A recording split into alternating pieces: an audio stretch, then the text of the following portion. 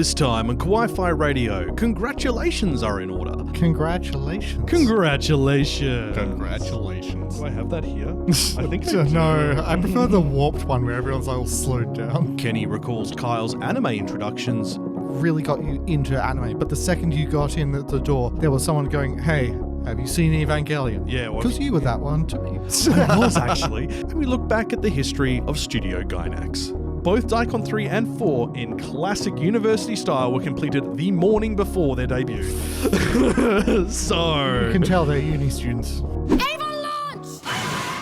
Tetsuo! Kaneda! Oni-chan? It's over 9,000! Nani? Configure the language logic interface for Japanese. Kawaii-Fi. Kawaii-Fi. Kawaii-Fi. Kawaii-Fi Radio!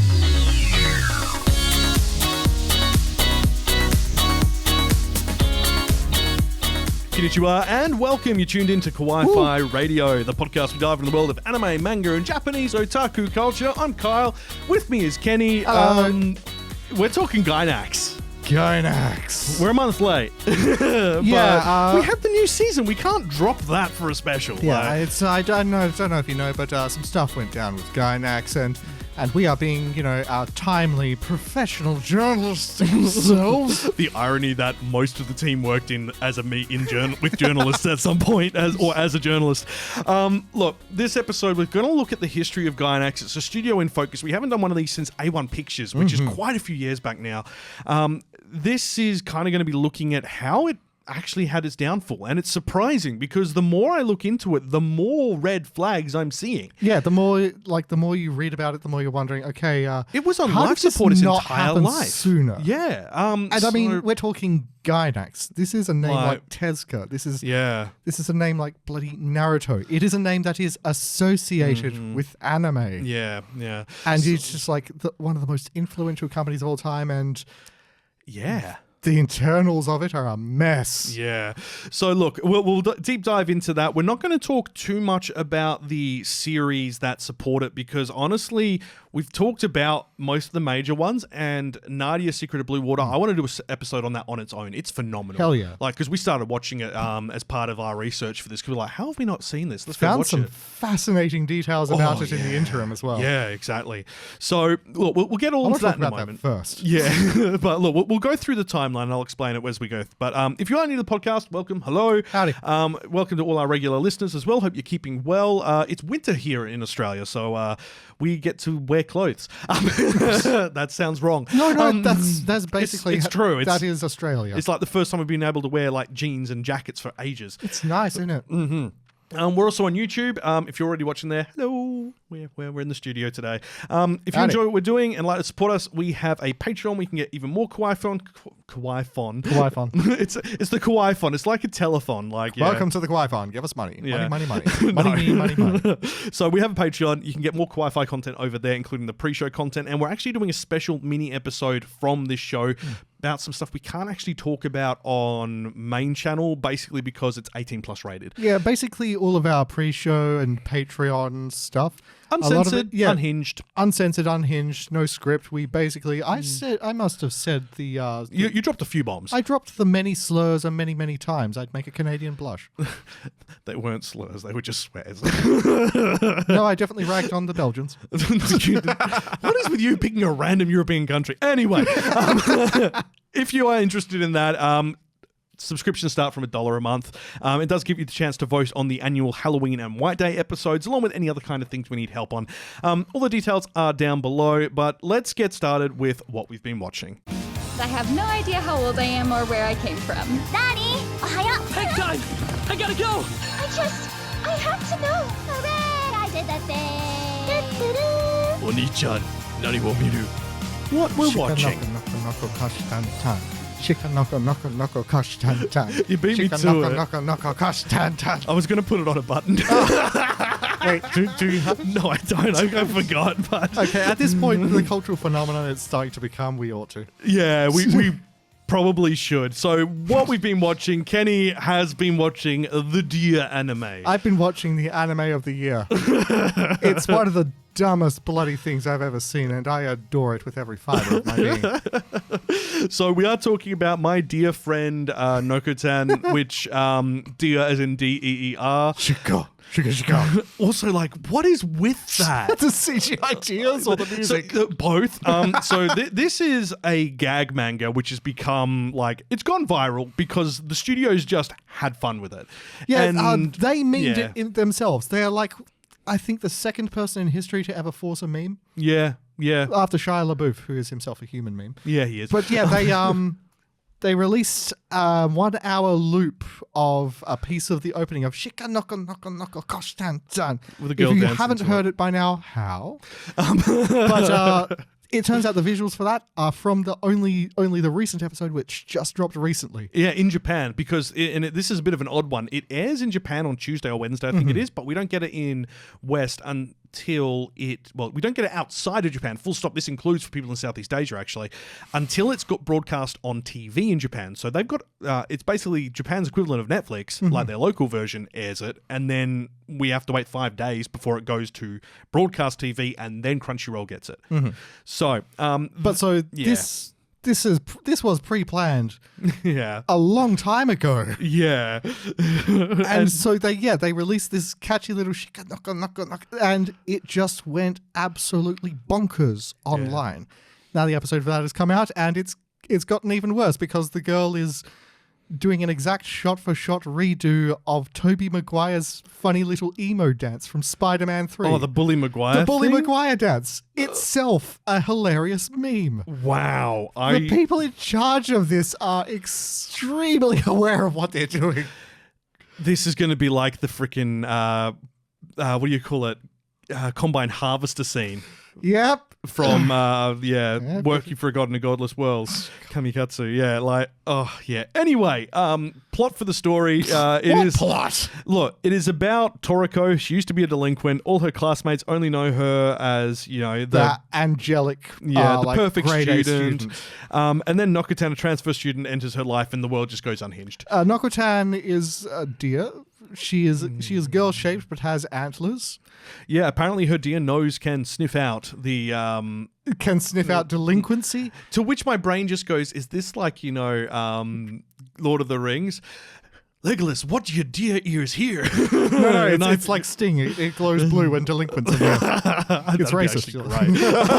Right. So yeah, chaos ensues, and it is unhinged. Like, if you liked Bocce the Rock, which you should, because Bocce the Rock is phenomenal no matter what the boys on Trash Taste think, because they're idiots. I saw the video too. Like, they're just trying to bait people now, but if Controversy clicks. Exactly. If you liked Bocce the Rock, or you liked Pop Team Epic, for instance, but weren't necessarily into its art style so much. Would you put Lucky Star in that category? Lucky Star. That is showing my age. But What was the other one with the girl who had the poop ears? Azumanga Daioh. Oh, with the things like because Nokotan can pull off her antlers too, exactly, or pull off her entire top of her head so she can grab deer crackers. Yeah, like there's a whole thing about. You just know that there is inspiration between my Ordinary Life as well, which also has a deer girl in it, and it also not deer girl, but it has a teacher suplexing a deer. There's a lot going on here, and they're using bad CGI deers on purpose, by the way. Like, they've used CGI elsewhere in it and it looks schmick, and then they've just went, we're going to make the deers as dumb as possible. Like they look photorealistic. Everything about this is just, it's borrowing from subcultures everywhere. The OP, in the opening music video, they have a Dark Souls reference. Yeah, instead of you dead, it's you deer. What the hell? Yeah, so look... It's airing at the moment. We'll be 3 episodes deep this weekend when our next episode comes out. It's designed to key jangle to all of your pop culture needs, but it knows what it's doing and it's working on me. God damn it. Yeah. The funny thing is that so many people are trying to put it down. So many people are trying to play the negative game on it and just go, it's terrible, it's awful. Like, it's dumb. And that's the point. That's the point. Like, you don't watch a gag manga show for common sense. Like, I'm sorry, but no, that's not the purpose of it. It is for you to zone out for 20 minutes and go, that's stupid. Like, it is exactly what it's for, and it's achieved it. So look, if you don't like dumb anime, probably not your thing. Anime of the year. Fight me in the comments. They will. Okay. No, do it. On the note of anime of the year, but it's not. I want to talk about Train to the End of the World. Now, I picked this for last season, and I said it was going to be kind of a big deal. Oh, yeah? It didn't end up being as big a deal as I thought, but it actually was created, it was announced in commemoration of 2022's Railway Day, the 150th anniversary of Japan's first railway. The Japanese do love their trains. They do love their trains. This is about, it's an original anime, and it's now got a manga being based on it. This story is set in a world where the introduction of a 7G network technology promised to miraculously technological advancements to the world. It didn't. It messed up the world. It broke reality. The aftermath of its launch plunged Japan into chaos. From drastic changes to the train to bizarre mutations among people, the way of life is overwritten with new rules. The distance between towns increases and is stretched, and the town of Agano is one of the few remaining settlements and its citizens aged 21 and above immediately transform into animals. Kyle. Yes. Kyle, my brother. Was this written during or around COVID? No. So this wasn't written with Bill Gates injecting the 5G chips into the vaccine. No. because 7G is turning people into animals and warping reality. So Yeah, no, it's they've just I think they might be tongue in cheek taking the mick out of that. when was this written? 2022 it was announced. It was written in 2023. So, look, I mean, I think so. Look, you can take inspiration from real life to be a bit silly with it. I'm wondering about your... Look, the people who were involved in it. No, I don't. I'm not saying that he's one of those kind of cookers. I'm just... Oh, you just think he's having fun at the cooker's expense? I reckon he is definitely cracking something at their expense. Yeah, 100%. I'm just having a look who the writer is. That actually does sound like a compelling plot. But then you've got the whole, main vernacular of, 7G is causing all this stuff. I know. Uh-huh. So look, basically this story focuses on a group of 4 girls who one of their high school friends went to Ikebukuro, I think, just before 7G was turned on, and they haven't seen her since. It's been 2 years. Mm-hmm. She's actually the one who pressed the button to turn it on. Oh. Yeah. So Shizuru Chikura, who's a high school student from the era, is desperately seeking her friend Nakatomi. Coming across a picture in a newspaper placing her in Ikebukuro, she starts packing for a trip, but obviously no public transport. The world is warped. What would have been a 2-hour trip on the train before is weeks now because the world is insane. Which is trippy. Yeah, her options are limited, and fortunately, Tairo Zenjiro, a senile old conductor and the only human adult in town, comes to the rescue when he teaches her how to operate an abandoned train. He looks like an old crooked man who only says choo-choo all the time. But for 5 minutes a day, when someone puts his conductor hat on his head, he reverts back to his true form, which is like a 26-year-old. Wow. And he's lucid for 5 minutes. Yeah, that's it. Oh, that's a cute rule, but... Yeah, it's wild. Every town has a different rule. There's towns where people have mushrooms growing out of their heads. There are towns where everyone has been shrunk. There is towns where the entire population has been converted into monsters that resemble apes and chase the train. Like, it's an acid trip. And Ikebukuro looks like a... What is the deal with anime and mushrooms? Oh, look, Japan loves their mushrooms.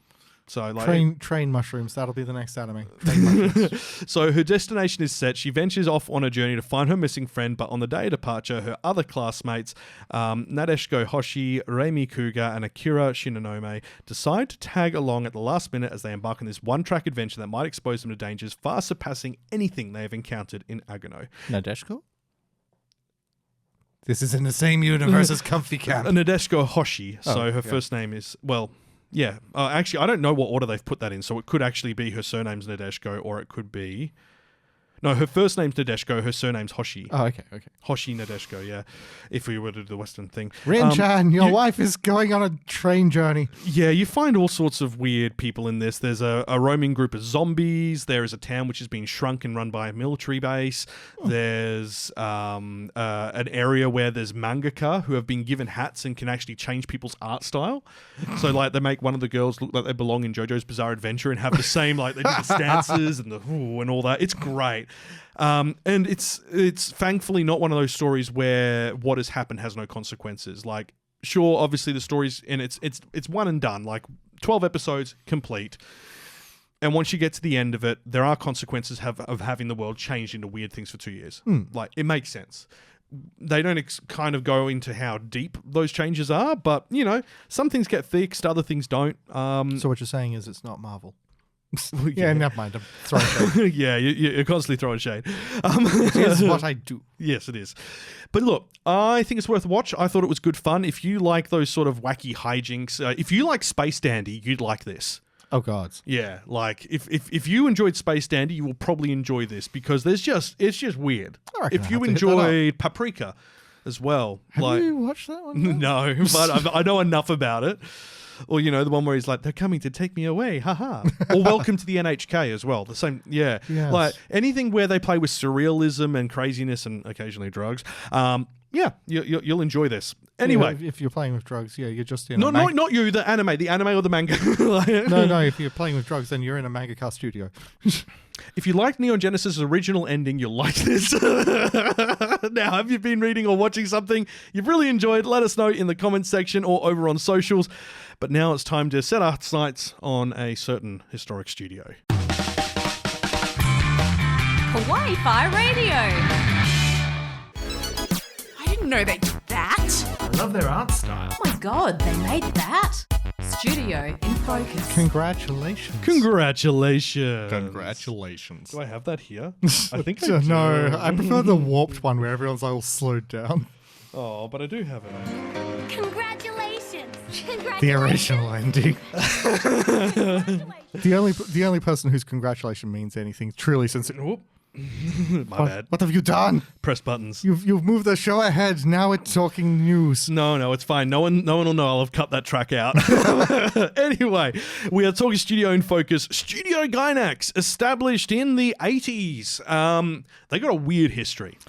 Extremely. Now, look, this is kind of going to be a little bit of me talking at you, and I do apologize because there's a lot to cover here, but there's some wild and interesting stuff that really kind of like... there are a lot of books written about Gainax, from former employees' point of view, and a lot of it we don't really see, and it's really making me want to dig into these books to find out about them a bit more, because there's a lot more going on here than I realized. And see, that's the thing about this studio is that it's one of the most influential forces in modern anime. Oh, yeah. It practically is... What would you say this was one of the big ones that brought anime to the West? Because Evangelion was huge. I think they definitely played a massive role in it. Like Nadia obviously didn't get over here easily, but Evangelion, Gurren Lagann, Pantheon Stocking, all shows which had massive influence on Western anime audiences or introduced them to it. So, but let's go. Yeah, we had our Sailor Moons and our Dragon Ball Z's and stuff. And your long-running Shonen Jump shows, so Naruto, Bleach, and so on. Those were the ones that really got you into anime. But the second you got in the door, there was someone going, "Hey, have you seen Evangelion?" Yeah, because you were that one to me. I was actually, and you were like, "Hey, have you seen the samurai one? What was it? Samurai Champloo. Samurai Champloo. Yeah." Anyway, so originally, Gainax was established as a temporary studio. Now, Get the hell out. Yeah. They were established in 1980-81 as Daikon Film, and Daikon is radish in Japanese, by university students Hideaki Anno, Yoshiyuki Sadamoto, Hiroyuki Yamaga, Tamaki Akai, Toshi Okada, Yasuhiro Takeda, and Shinji Higuchi. Now, it's just a bunch of university mates. They were. I'm pretty sure they were still in uni. They were. They were all at Osaka University of the Arts. Yeah. Now the name of the company is taken that. It's not written anywhere, but it makes no sense otherwise. It was taken from the reason it was created, to make an animation for the annual Japanese National Sci-Fi Convention in Osaka. The Osaka one was colloquially known as Daikon, con being the C-O-N part. Tokyo was Tokon. I don't know where the Dai comes from, but if you have a look through the list of all the different ones, I mean, they're all different. They make no sense. I mean, if you just look at all the cons we've had, we have Genghis Con every now and then. Yeah. I'm pretty sure a couple of other countries have a Genghis Con as well. Yeah. Because it sounds funny. Yeah. Because it's cute. Yeah. We also have Hoshicon. We've got Hoshicon. We've got Pixel Expo. We're not going to talk about the other one. Yeah, because, you know, but the naming conventions of cons is mostly just down to the creative weirdos that are running the thing. Yeah, exactly.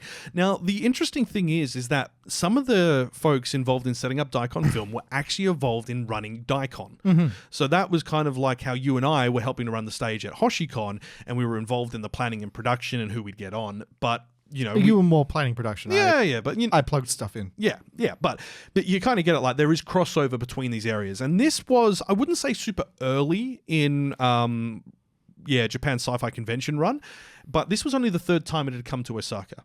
So the first project that the group worked on was known as Daikon 3, and it was an opening animation for the convention. Yeah, I think it was a similar thing to, well, basically how we were running things. Is that this was their little opening sequence they were doing, and then I figured they would be doing the emceeing and stuff. I tried looking into more of their role in Daikon, couldn't find a whole lot. Yeah, there's not a lot.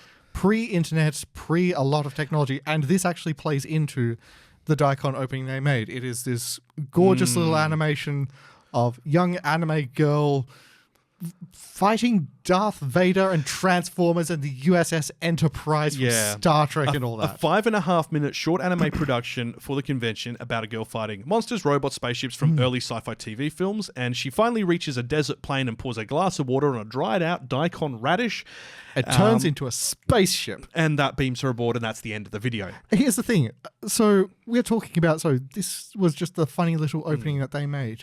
We're still talking about the 1980s here. Yeah. This is before Premiere Pro. This is before Avid. This is before all of your computer stuff that makes life so much easier for making your opening sequences. Yeah. They were doing this on acetate cells. Yeah. Like we're talking the hand-drawn, this transparent kind of acrylic cinema cells. They actually, I don't know if it was for Daikon 3 or 4, but they hired a building for it during it, and it was a literal sweatshop because the building was locked at 9 o'clock, and they just didn't go home. And they just worked through the night, like because it was literally next to a textile company, like a building that was attached to a textile company, and they were like, "We're locking up for the night," and they're like, "That's fine, we'll stay." It's like. It's just, wow. Yeah, I mean, when you actually look into what it takes to make an anime in the traditional sense, like, what was it? Keep Your Hands Off Aizuken. Yeah. Because they were doing, I mean, you see them using a lot of modern technology as well because it's a semi-contemporaneous setting. But the sheer effort of just, of making a few minutes of crazy animation. Oh, yeah. It must have been amazing. Oh, would have been. So the Japan loves puns, so of course, the Daikon Radish was a pun on the convention name. The ambitious short had rather rough and low quality animation, allegedly. Get stuffed. It was compared amazing. to professional productions, which is the line which everyone removes. Yes. It was miles beyond anything any other anime club was doing. And it was the first project of the group. The animation was done by Hideko Anno, who's Neon Genesis, obviously. Hiroyuki Yamaga, he was the lead on Royal Space Force, The Wings of Honmei. And Takami Akai, who was Gurren Lagann. He was involved in the 2chan controversy with Gurren Lagann. We'll get to that later. But he was involved in pretty much the background of every production and one of the main CEOs of the company. That was him? I thought it was just some jobber. Anyway, we'll get to that. There was also a jobber as well. So we'll get, they were all students at Osaka University Arts at the time, as were the rest. Now, the interesting thing that happened during Daikon 3 is that Osamu Tezuka was there. And, yeah. So this is legendary mangaka, the creator of Astro Boy, Blackjack, Dororo. One of the godfathers of all anime. Yeah. He's from Osaka. So he attended the convention, but he was late. He didn't actually get to see Daikon 3 on the day, so he was shown the film by Akai and Yamaga later that night. How? We're not entirely sure. But what we were discussing earlier about being directly involved... that lends credence to the Daikon team being involved in the convention's production side of it. So the film team were they were involved in the planning of the convention, which kind of makes sense considering they were in charge of the opening animation. It wasn't outsourced, it was just, we're doing it. So they must have been involved in it at the same time and makes sense why they named the studio after it. Either way, he watched it. Tezuka went, there's certainly a lot of characters in the film. There are also some that weren't. And they went, oh God, we didn't put any of his sci-fi characters in. Yeah, right? So what a line. I know, right? So they then added them for Daikon 4's animation. Okay, but look, that is that is a line you kind of want him to hear. Because that's like, I really wish my characters were in your short. Exactly. That is a compliment. It is, right? So now I'd like you to keep in mind as well that Osamu Tezuka passed away in 1989. This is in the last 10 years of his life. So at this point, he was already considered a great. He was already considered a master. So to have that come from him, wow. That is... Like, to think that he had a direct hand in Gainax, just in supporting them and saying, you should keep going. Offhanded, you Google that man's last words, they are haunting. Yeah, right? So this is kind of a bit of an interesting one. So in order to pay off the cost of the production, they sold video copies of the animation. This is the first ever example of an OVA. That was the first. That's the first. It actually predates several others that were listed as the first. So this is the first time it was ever done. Now that had to have been tricky as well, because when we say that they were in the short film, they didn't get licensing. Yeah, they didn't get licensing for any of the fights against Darth Vader or the Storm or the music. All the music, yes. That was Elo, wasn't it? No, that's number 2. This one was another one that was illegal as. The actual distribution of that would have been a bit dicey. In the 80s, yeah. I think they just sold it at the event. But either way, following the showing of Daikon 3, both Anno and Yamaga were invited to Tokyo by Studio Nue. They are a science fiction group, and they noticed the quality of Daikon 3's opening animation. Studio Nue, do we know what? They're kind of like a think tank / production house. They don't think they exist anymore. If they do, it's in a much minor role. They worked on the background and introduced them to Studio Artland, which was the studio that produced Super Dimension Fortress Macross. They were then actually asked to join the staff for it. Whoa. So their activities in Tokyo then became a stepping stone to their professional careers. At the 22nd Annual Japan Sci-Fi Convention, 1983, 2 years later, they presented a new animation project called Daikon 4, which ran for about 6 minutes. It included higher animation quality, a reanimated recap from scratch of their previous film, and the opening sequence turns head with the action set to ELO, Electric Light Orchestra song Twilight. That's the one. Yeah. So in classic 80s Japanese style, this was not licensed and could not have an official DVD release. Yeah, they did not give much of a damn about copyright. Yeah, because of that, the laser discs of this go for insane amounts of money. Yeah. Daikon 4 was supposed to be 15 minutes long, however. They had difficulties with the production resulted in the cut time, but both Daikon 3 and 4 in classic university style were completed the morning before their debut. So you can tell they're uni students. Yeah, exactly. So this kind of established them. They've had a good run. People are like, wow, these are really cool. And then in 1985, 2 years later, they established Gainax as a new small anime studio. So they were established as Daikon Film. It was meant to only be temporary, and then they decided we'll create Gainax. Gainax was also meant to only be temporary. Gainax was actually established in 1985 to work on Royal Space Force The Wings of Honmei. I don't get it. So what was the plan? They were just going to use it to make that anime and then open up a bigger studio? I don't know. This is the thing. I as I said, like, there are a lot of these books that I need to go and read now to learn about the history of these. But like, everyone acts like, 1985, Gainax was set up. They had plans. They did not. They did not. They were a bunch of uni students just running off the they seat were of their pants. Graduates now. Oh, yeah, at that point. Yeah. So they changed the name to Studio Gainax in 1985 based on the term Gainax, based on an obscure term for giant, which is Gaina, from Tottori Prefecture. I don't know the origin there. And then they added an X, and I kid you not, because it sounded good and sounded international. Yeah. Yep. I mean, I can't hold them against that. So this was set up in 1985, and during that period, they then were working on creating Royal Space Force The Wings of Honmei. This is Gainax's first work as a commercial entity, and it was critically acclaimed and is now treated as a classic anime movie. It had limited commercial success.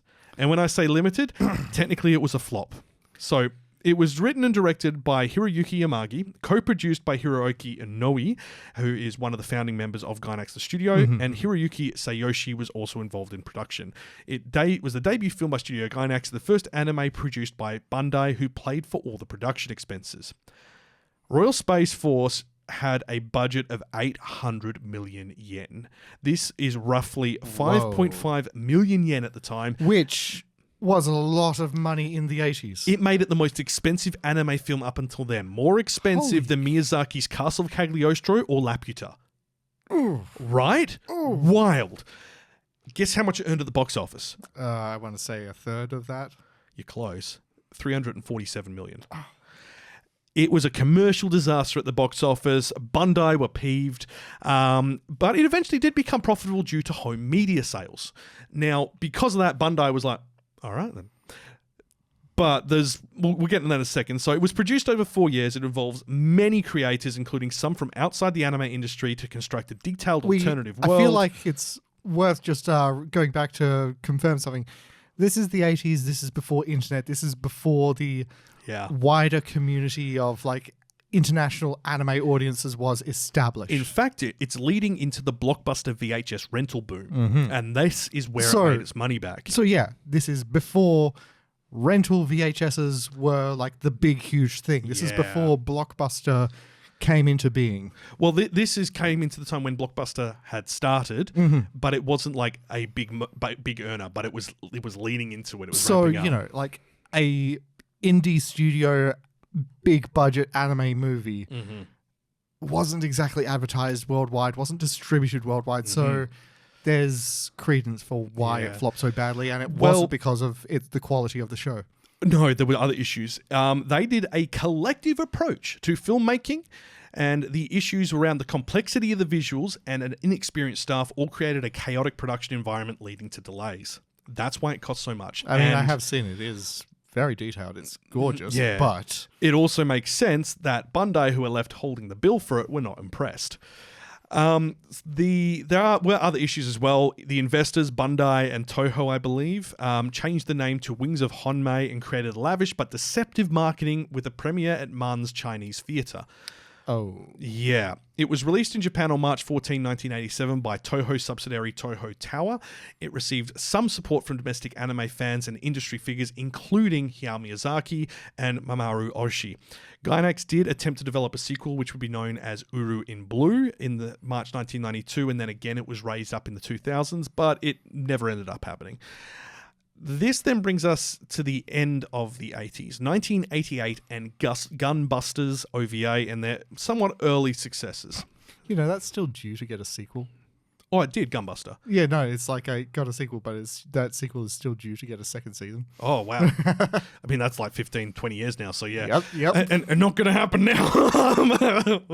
Well, there's a whole thing of where the licensing for those rights will go. Studio Kara, i.e. Evangelion. Yeah, Oh. a lot of it's heading over there by the looks of it. So, but that's not so bad. We'll know more about the legal documents in the coming years. But from 1988 to 89, Gainax released the Gunbuster OVA series, and this was a commercial success. But it didn't save them from financial problems. So it's 6 OVAs released 2 at a time on DVD. It became a top seller. And this led DVD VHS, it's kind of a bit weird, the timing of it. And it led to manga series. It's a different culture completely. Yeah. Manga series, toys, video games, Premier Garage model kits, and even adult games. Its robot, Gunbuster, has since become a regular in the lineup for the Subot Robot Wars franchise. The success did put Gainax on a stabler financial footing, which helped them produce upcoming projects such as Otaku no Video and Nadia's Secret of Blue Water. However, the companies which invested in the project, Bandai and Victor Music, they benefited the most financially. Gainax only barely got above breaking even on it, basically. Yeah, they basically gave merch rights to someone else, right? So after the difficult path to profitability on Royal Space Force, which Bandai funded, Bandai essentially kept the merchandising rights for the series for themselves, and they set sales targets. Yeah, which unfortunately did result in limited profits for the series. They still had profits, but extremely limited. Extremely limited. And I can understand Bandai wanting to get their own back after... well, they got their money back after the film, after all the home video releases, because Bandai basically had a monopoly on it. I guess. So after the difficult path to profitability there, Gainax then made a bigger mistake. They signed their agreement with Toho for financing of Nadia, the Secret of Blue Water. And Toho retained almost all of the rights for the series and earned all the merchandising profit for the show and the toys. What was the business deal for that? Because that's all of the money. Yeah. So making an anime basically for free for someone else. We'll get into that.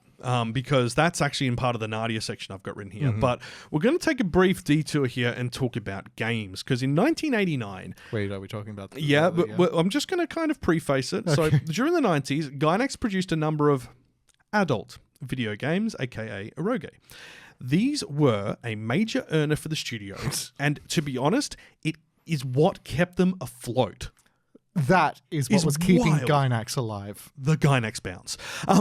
So several Those pure fan servers condensed into Aero games. Yeah. Now, keep in mind, actually, prior to this, there was no fan service in Gainax content. Well, yeah, of course. This is Yeah, pre-Evangelion and everything else. So either way, these were major earners. Several of them were even banned. We're not sure which ones, but we'll get into that. In 1989... There's been some Googling. Yeah, one of the founders of Gainax, so Yasuhiro Takeda, he sustained a knee injury on a ski trip, and while he was in the hospital recovering, he was visited by Takami Akai, the same one we talked about on Daikon 3 and 4, and he was also involved in the space film. He came in and went, let's make our own video games.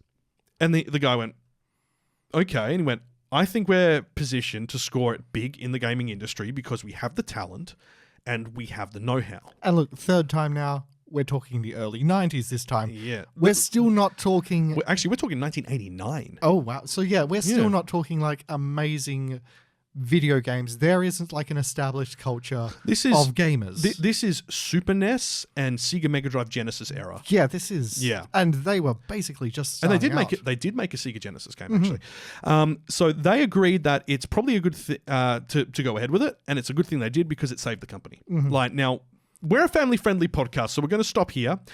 We're creating an extra for this, which is going to go over on our Patreon. Yes, I realize that means it's behind a paywall. If you want to hear about naughty stuff, you got to pay to get in. Well, we're talking about 18 plus content here. And this is family, yeah. Yeah, well, not only that, but even if we did do a special and put it on YouTube or anywhere else, it'd get striked for the content.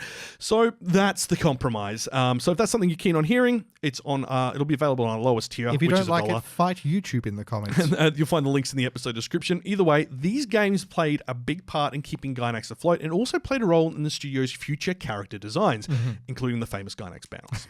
So, moving past that to 1990, this is when Nadia, The Secret of Blue Water, one of their most beloved shows, comes from. There's a very strong Ghibli sort of vibe to it. And there's a reason There's for a that. very good reason. So this is based on a concept created by Hayao Miyazaki.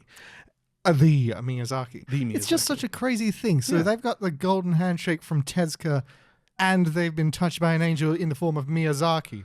And Miyazaki also promoted their previous film. Yeah. It's crazy to imagine that this studio, so influential and so connected to some of the biggest names in the industry, should go under. Yeah. So the series origin dates back to mid-1970s. So even before these guys were realistically even thinking about being mangaka. So wait, this is something that Miyazaki has been working on in the way back when? Yeah, so mid-1970s, when Miyazaki was hired by Toho to develop a TV series, he basically pitched a few ideas, and Toho kind of went, you know what, no, we don't want any of them. But that's Miyazaki! Yeah, but this is before he was big. Yeah, like, I guess. So one of these concepts was Around the World in 80 Days, but by sea. Which is awesome. Yeah.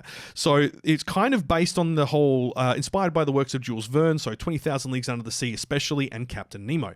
Who features as a character in Nadia. Yeah, exactly. So the whole idea was two orphans would be pursued by villains, teaming up with Captain Nemo and the Nautilus, which is a cool idea. Which is awesome. This was never made, obviously, but Toho then retained the rights for the outline of the story, and Miyazaki reused some of those elements for his original concepts later, like Future Boy Conan and Laputa Castle in the Sky. Watching the first few episodes of Nadia, I got in 10 episodes deep. Oh, yeah. And it's just, you are watching this and every bit of this I believe I have seen before in anime that came later. Yeah, absolutely. And Laputa especially. I mean, you've got... And Pokemon. Oh, yes. Everyone online goes on about how... So the main villains are splitting doubles of Jesse and James from Pokemon, Team Rocket. Here's the thing. There's 3 of them. And the third one, the little mechanic guy who makes all this stuff. 100% Meow. He's Meow. He's Meow. They've got a vehicle which turns into a balloon. Like, come on. They do literally go blasting off again. Many a time. Like, the character design and concept behind them is fundamentally must have inspired Jesse and James from Pokemon. Sure, the trio of villains idea goes back much further than that. Oh, but yeah. Their character design... Their character design, their dynamic, the way they talk and behave, like... It's 100%. Like, you fight me in the comments, you're wrong. Yes! Look... Fight him! Yes. Anyway, so look... Anyway, going back to this, Nadia was never made. We said Miyazaki's reused some of the elements, and Gainax's initial involvement with the project actually occurred during an internal power struggle inside Gainax. A power struggle? Yeah. So there was a pitch meeting with NHK, the broadcaster in Japan, with Group TAC. They're an animation production studio. They requested character designs and a setting. Hiroaki Ino, who we've mentioned before, provided the character designs and storyboards for the pitch, and they were provided by Yoshiyuki Sadamoto and Mahiro Maeda. They were told to work on it in secret, which is weird. That is unusual. After the conclusion of the pitch, NAK decided they did want to proceed with Ino's Nadia presentation. However, the estimated cost of the production would cause Gainax to lose money. Quite a lot of money. How much does it say? It doesn't state, but the fact that how much they end up losing was nowhere near the amount is something. So, after that meeting at NHK, senior Gainax staff demanded Ino be removed from the project or else they would withdraw. He then left the company. Ooh. Sadamoto was originally assigned to be the director, but he eventually dropped out, preferring to concentrate on the design and animation. In that place, Hideaki Anno was then put in as the director. The series contains references and in-jokes to other anime, including Space Battleship Makoto, Macross, Time Bokan. Some episodes of the series were actually animated in Korea. Yeah. Now, because of all of this, at the time the series ended, Gainax had lost 80 million yen on it. 80? Yeah. And they had... Still, once again, this is the 90s. That's a lot. Yeah. They also had no rights to the series itself. And however, they were allowed to produce a video game of the series which would set record earnings for the company. That's bad. Once again, video saved game by on the video side games. saved the company. That's ridiculous. Like, imagine if that was Marvel. Yeah. Imagine if, like, all of the proceeds did not go to Marvel Studios or Disney, but some other company, and Marvel only made money off the tie-in video games. Yeah. That's wild. Imagine it. Like, so during the production, the company was also involved in other works to offset the losses. However, other issues arose surrounding the project, which highlighted several issues within Gainax itself. So this is... We're only in 1989. Like 1990, sorry. And all hell is breaking loose. Yeah. So Group TAC, which was the production house, later requested Gainax produce a movie for Nadia, and provided a $50 million advance, 50 million yen advance on it. Hideaki Anno was convinced to direct it after initially saying no due to the stress of making the series, which... Yeah, and initial Not production really work began. Much return from it either. Yeah, so the initial production work began and included character designs by Sadamoto again. However, the company was unable to develop the project and they then withdrew. The original advance had brought Gainax's loss on the series down to 30 million, but the advance was spent on production, meaning Gainax was unable to repay it until after Neon Genesis. Crikey. Yeah, in which Gainax returned the advance to Group TAC minus some costs from Gainax's involvement in providing designs and edited footage. Evangelion itself actually was, and this is wild, I did not know this, was originally meant to be a sequel to Nadia.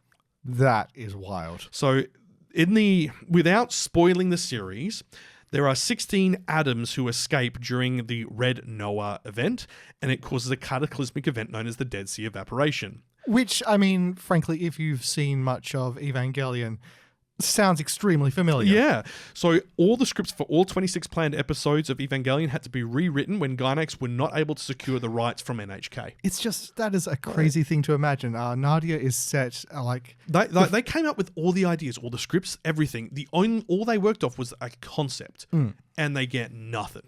It's more just the idea that, Nadia takes place around the World Fair in Paris is where the first episode is set, and that's like in the 1800s. Yeah. And late 1800s. And the idea of going from that to the crazy futuristic biomechas of Evangelion as a sequel. Yeah. That is ridiculous. Like 200 years later sort of thing. Like Yeah. Yeah, tops. right. So, and this also kind of comes into other areas where money could have been recovered but wasn't.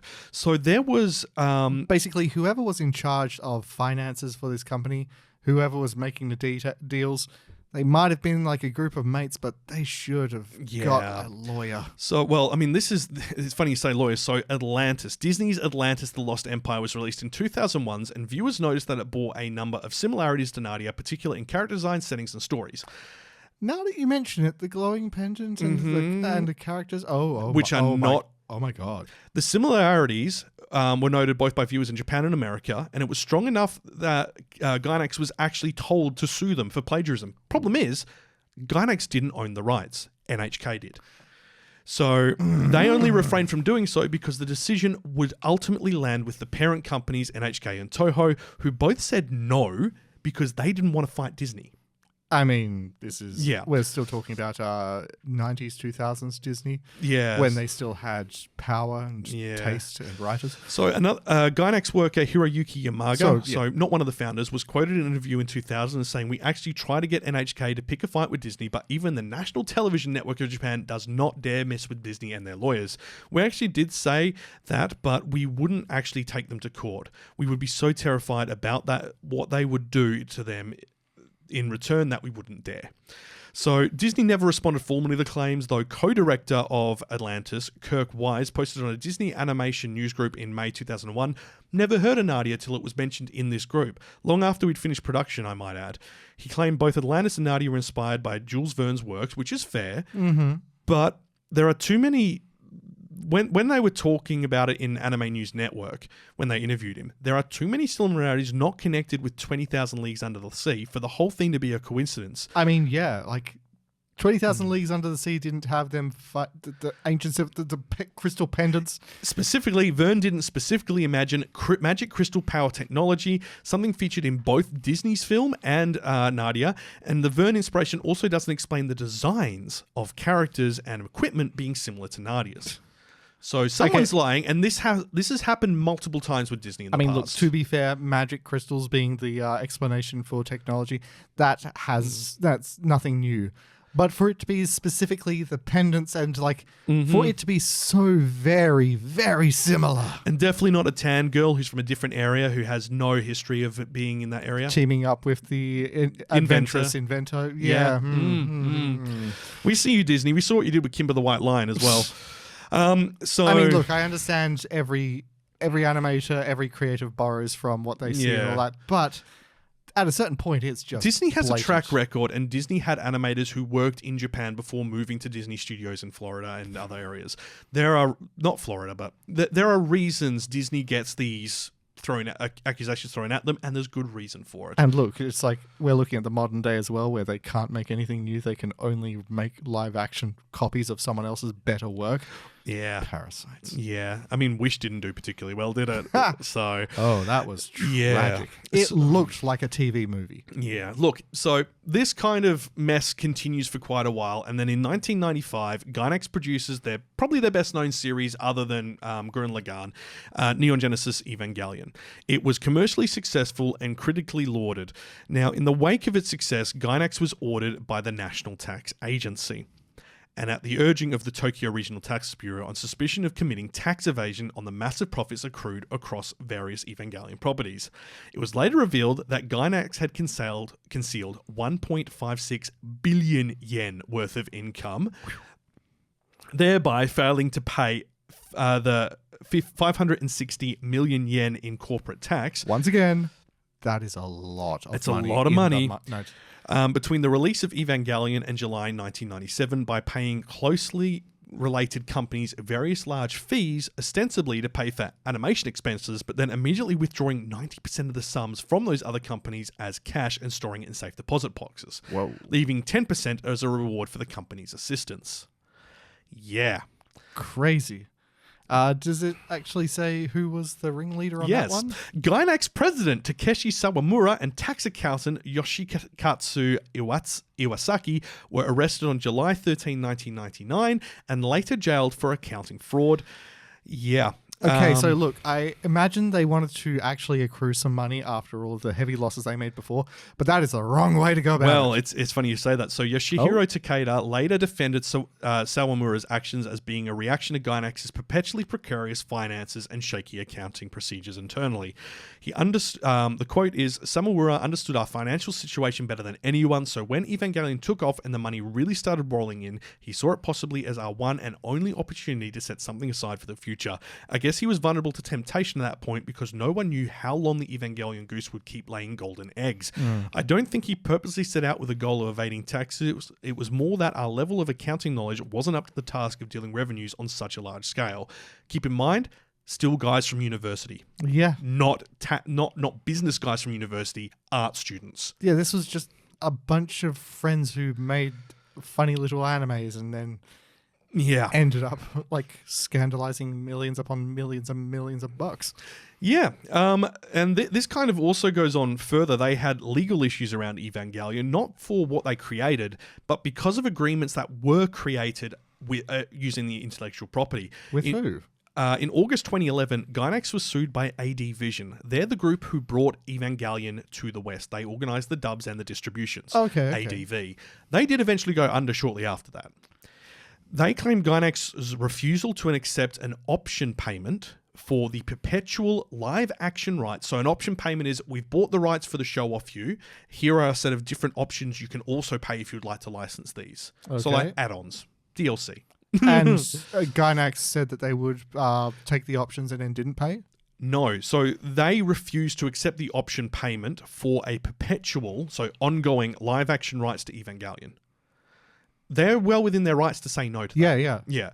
So they said it was a breach of contract and resulted in losing an opportunity to produce the film with a major studio. AD Vision asked to be awarded the live action rights to Evangelion and he accrued legal fees. As far as I can tell, this never got any further because AD went under. Yeah. So that was actually one of the because we were hearing for ages about a possibility of a live action Evangelion. Yeah. I remember seeing all the fan trailers. They were man, adorable. They were. Like what was it? Keanu Reeves for Shinji at one point. I didn't see that one. That was a good one. I saw Elijah Wood and Kirsten Dunst. Yeah, Kirsten Dunst was always they wanted for Oscar apparently. But yeah. Anyway. I saw a fan one with Hermione Granger as... You're right. No. So either way, like, they had issues around Evangelion. Obviously, we all know about the budget issues around Evangelion's end, which is wild to think about the amount of money they were taking in. Until you realize that money didn't roll in until 12 months later when it went viral, basically. So it makes a lot of sense. Yeah. Like, it's disappointing, and my day is ruined. But you can understand. You can see how the crash happened. Yeah. So then things were kind of a bit more smooth-ish sailing. So we had Gurren Lagann, Panty and Stocking, and that was 2007 and 2010. There were a number of other films done during that time. From memory, Gainax also had... Frankly, if we spent a lot of time talking about the successful years after Evangelion, how much success they had with Panty and Stocking, Anchor and Lagann, and stuff like that, we'd be here a while. I mean, look, we can go through it very briefly. They had quite a lot of kind of random children's shows, like Oruchuban Echichu, which looked like it was kind of trying to be a little bit like Doraemon. Okay. Yeah. You had Maharomatic, which was a female one. Android. Petite Princess Yusi, which was kind of like a magical girl one. 17-year-old girl who is trapped in a 10-year-old's body. The ugly... Nothing sus. Yeah, this Ugly Yet Beautiful World, which was a short-run series done in collaboration with Shaft, along with Here's My Master in 2005. Corpse Princess, Yakihime.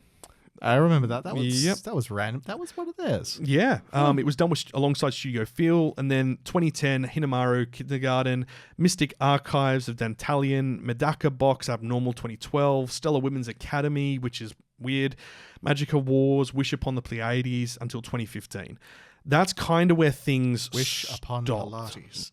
Yeah, at least for core. There were some OVAs and other things in there like FLCL, Money Wars, Die Buster. We could spend some time talking about FLCL, that one. Another cultural phenomenon. Exactly. But during all of these things happening, problems were happening inside Gainax, and everyone was leaving. All the original founding members left. So we've got Trigger leaving and setting up their own studio after Pantheon Stocking, literally the year after. Didn't I hear that a lot of these were leaving due to the internal abusive politics? Yep, there's that too. Studio Kara, which is Hideaki Anno's own studio, which he set up for Evangelion to continue doing. So he did Evangelion 1.01, the rebooted film, and there was politics about whether they'd let him do the rest of them.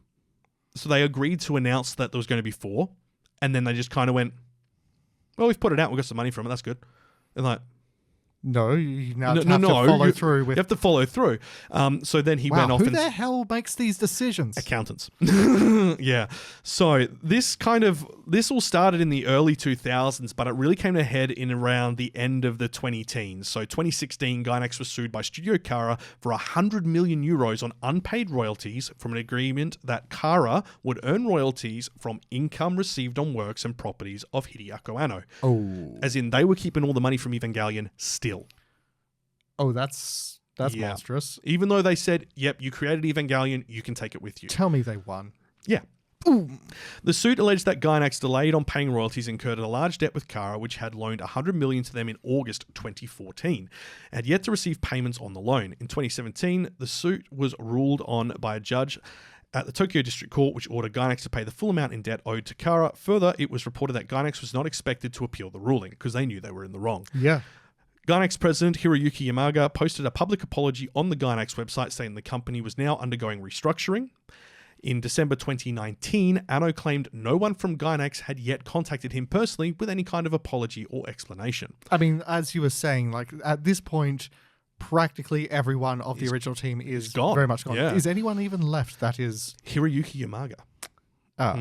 In August 2018, it was announced that Fukushima Gainax had been acquired by the Kinoshita Group Holdings. Now, to provide some context here, the holding company that owned Gainax that they set up created a bunch of tiny spin-off studios around the there's around Japan. Good, like 15 or 20 of them, aren't there? None of them were doing any work. Yeah, they were just... And it seems like they were tax haven type things.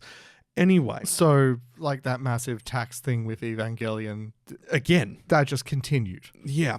But it's obviously a different person this time in charge. So it was acquired by Kinoshita Group Holdings on July 28, making it their new subsidiary. Fukushima Gainax then changed the studio name to Gaina. As we said, the original name was Gaina plus X to make it international. They relocated from Fukushima to Tokyo. So, yeah. Then... Yeah, I don't know. In December 2019, Representative Director Tomohiro Maki was arrested on allegations of quasi-forcible indecency on an aspiring voice actress.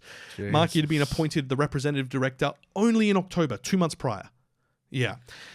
He then had been a board of director at the company since 2015 and previously served as the head of Gainax International, a separate company that trained voice actors and other talents at the time of the incident. Again, so not one of the originals. Not one of the originals. So in February 2020, Groundworks representative director Yasuhiro Kimura was appointed the company's new representative director, and a new board of directors was again hired on to the company with Yuko Taishi, who was from Katakawa's business division, Atsushi Moriyama from King Records, which is the ones who do all the music and back a lot of shows, and Yoshiku Usa from Trigger as a representative, director, vice president, being the ones chosen to be at the board.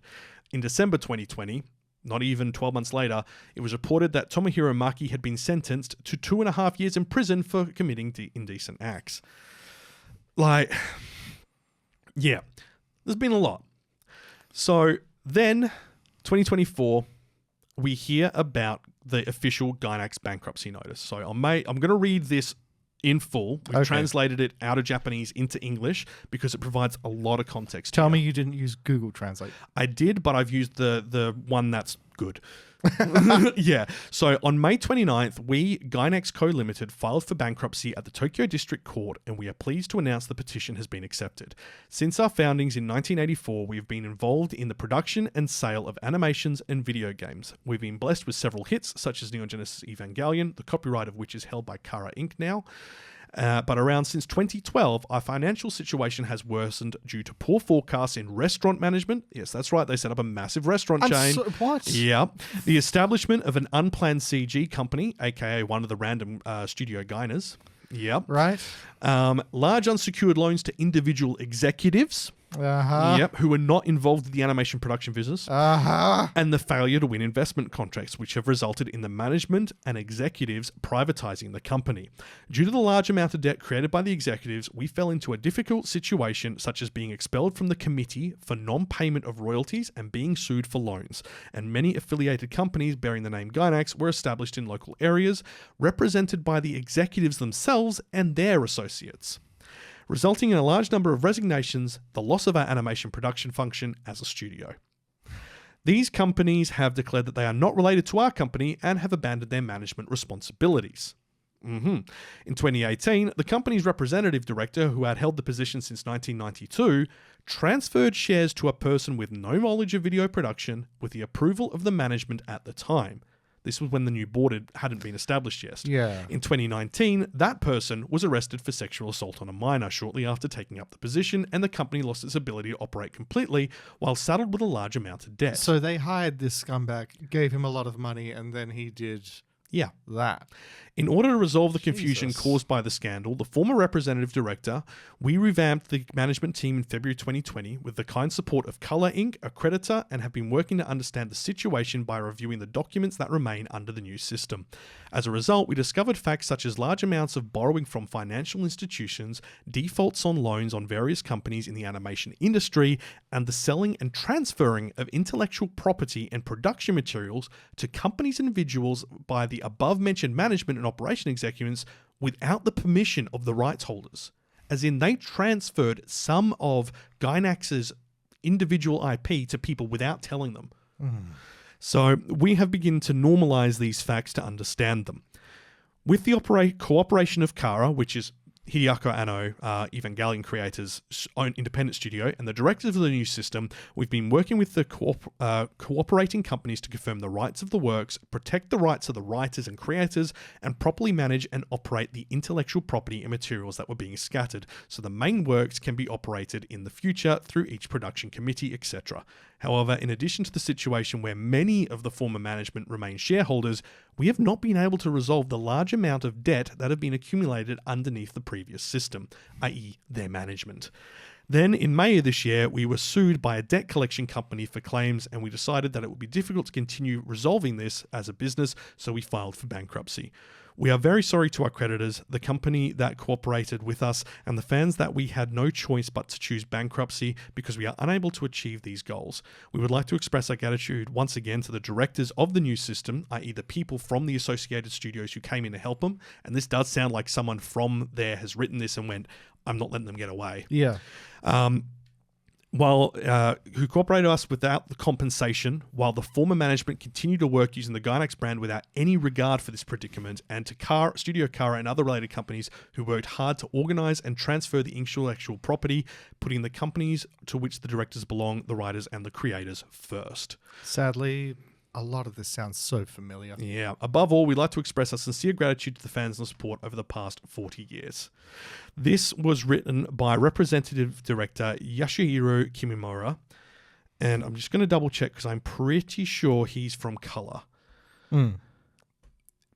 He is one of the originals.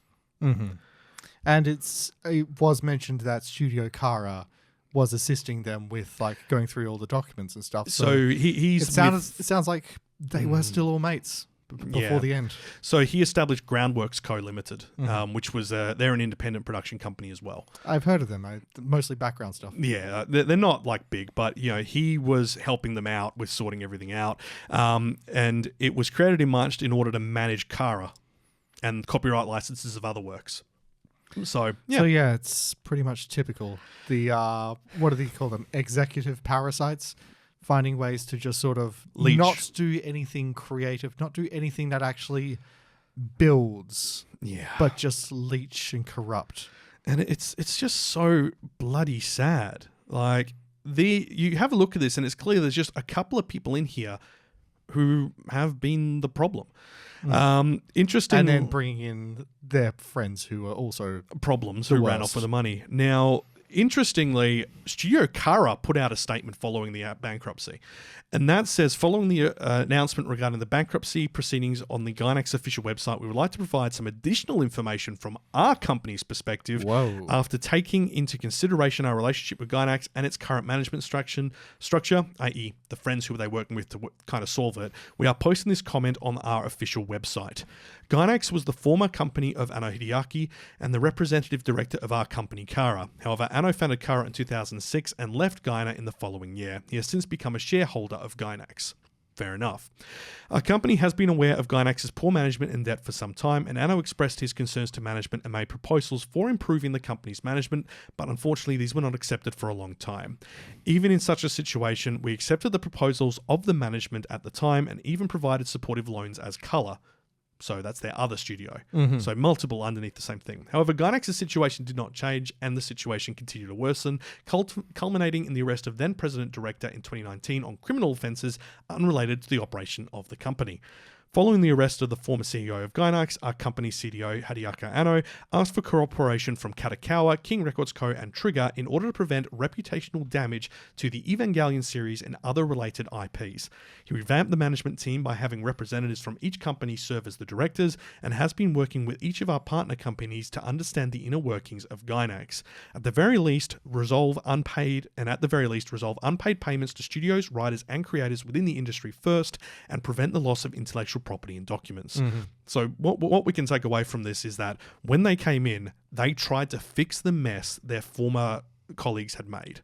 But and their they couldn't. former colleagues simply didn't want to change. The former colleagues were mostly gone. Yeah. But it was yeah. But it was too late. But all the management in charge. Yeah. So it's parasites. It's pretty sad.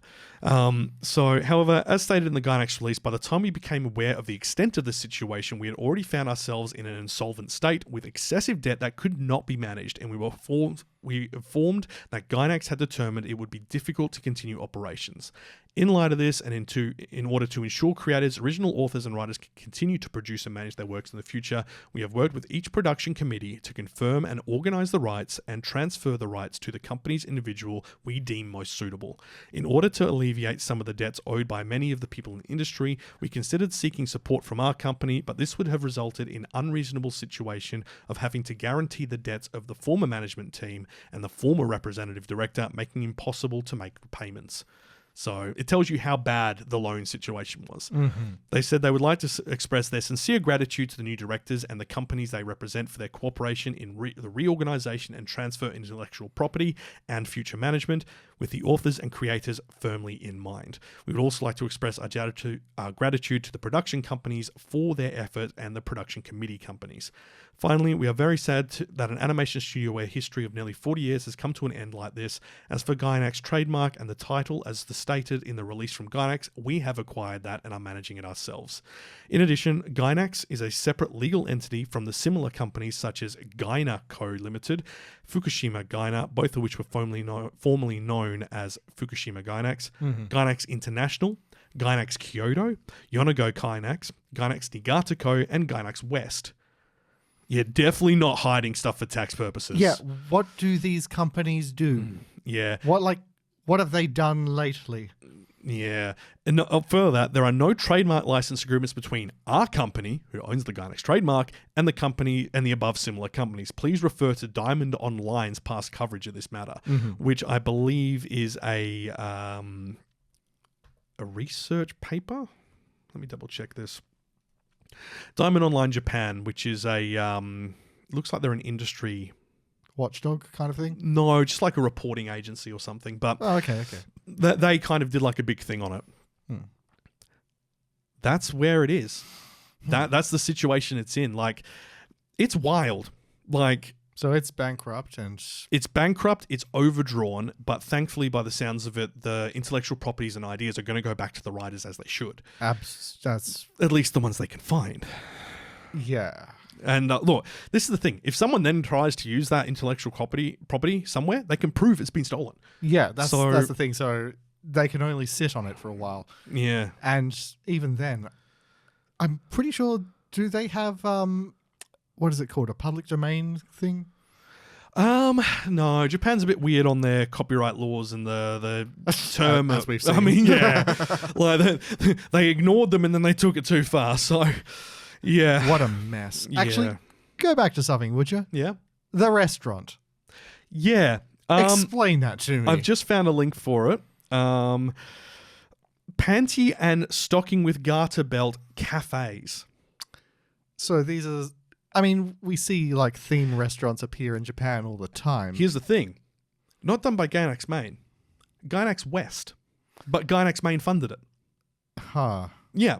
All the branding was Gainax West Anime Studio. They were based in Kobe. And don't get me wrong, love Kobe. Beautiful place. Great mate. But it held an exhibition, new product lines for the series, a cafe in Kobe Anime Street, which is by no means cheap to hire. Oh dear. Yeah.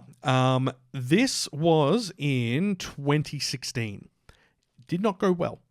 How did not go well did it go? We don't know, but the fact that there's debts from it, I mean, yeah. and that was, Opening up a random funny anime theme restaurant. did not meet projections. Yeah. What were the projections for opening up a funny little anime cafe in Kobe? They probably lied about the projections to get better deals on their loan. That's probably... Yeah. So Wonder whose pockets got lined for that. Just Yeah. It sounds just like a lot of parasites and leeches. yeah. So I've said the word parasites many times now, but there's a reason for it. We're talking about Gainax. So look, it's a shame. Tokyo District Court is probably going to get involved in how this all gets divvied up. It's going to take a while, but the good news is at least that the people who came in at the end have been proven to have a good track record of actually giving a toot about the actual people who work there. Mm-hmm. They understand the industry. They weren't put there in charge with no knowledge. Because to going back to that, what happened, the guy who was giving money to his friend and put him in a position of power, he then got fired. Mm-hmm. Well, I mean, he then went to prison.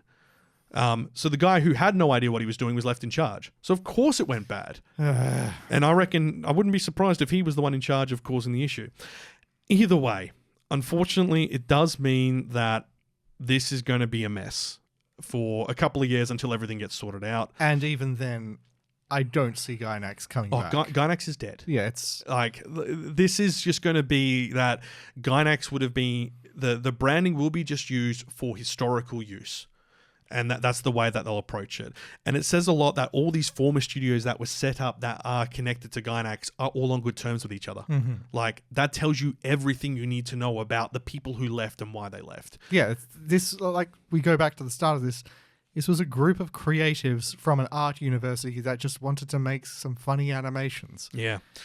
So, And, they at least they're in a good spot now. Trigger is doing amazingly. Studio Kara has been involved in a lot of stuff in the background. Like, Of Trigger or just other... just everyone else. They're Wow. like a mega support studio along with doing their own stuff. Oh, that's fantastic. So, look, I mean, yeah, it's kind of wild. And Color, yeah, we've seen them around. Yeah, as well. we've seen them a lot too, yeah. Look, it's over. It's a shame it's ended the way it has. It's a damn shame. And it's clearly going to see some lawsuits come out of it about the people who do mismanagement, tax evasion, and so on. Bloodsuckers. Watch this space.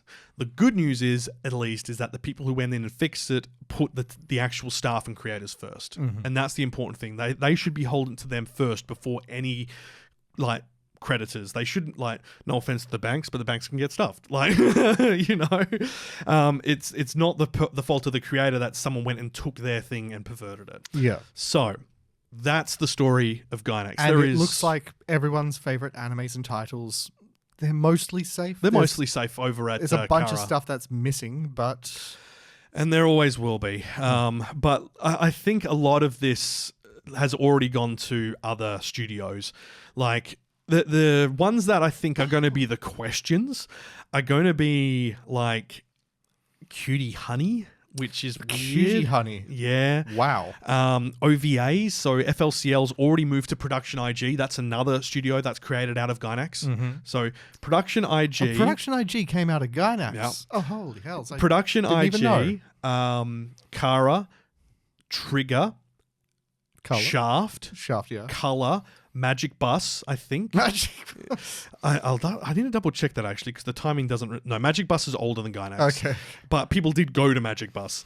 Magic Bus. Magic Bus. That was our competitive name for old thing we used to do. Yeah. Madhouse has ties to former staff as well.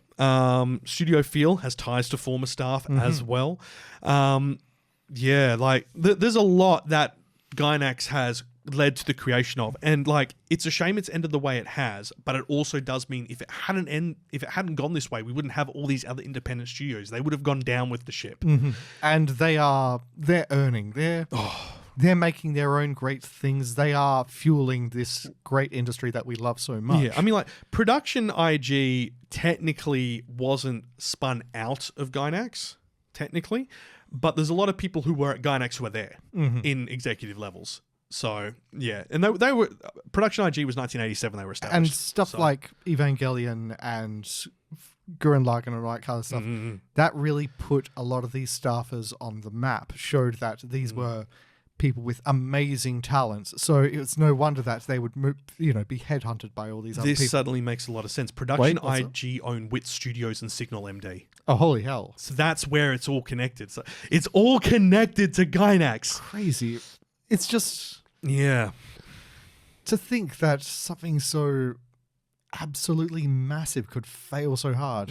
I mean, Production IG did the original Ghost in the Cell series, Psycho Pass, Blood the Last Vampire. They did the animation sequence for Kill Bill. Like, oh, this I know. Yeah, like we need to do one on them as well. Like, we need to do. I think we should do at least one studio in focus a year. Like, there's too many epic studios out there we haven't talked about. Absolutely. So I think that's something we're going to do going forward. I mean, we should spend some time on Twin Engine. Oh, Well, I mean, yeah. Oh, Twin Engine is wild. Those guys are nuts. I love them. Anyway, we're going to leave that from there, but unfortunately, Gainax, rest in IP, I guess. Rest in something. Yeah. Just rest, bloody hell. Rest in the pub. There's a lot of people who got their start at Gainax, created studios from leaving Gainax, or then helped establish or support studios to uplift them once they left Gainax. And some good came out of it. Yeah. What more can you ask for? Like, there's a lot of them that are incredible and deserved better, the staff there. But, the corporate world's a mess, and it's what goes on.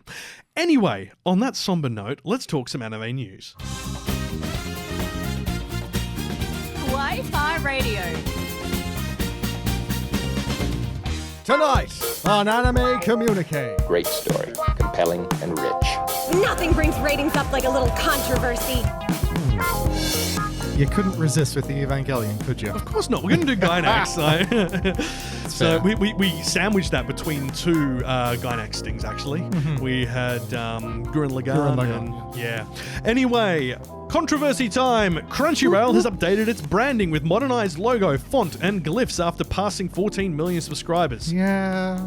The video doesn't build much hype. It's weird. It honestly just looks like Crunchyroll hired a guy who knows how to use After Effects. But they didn't. And that's what's interesting about this. I'm sorry.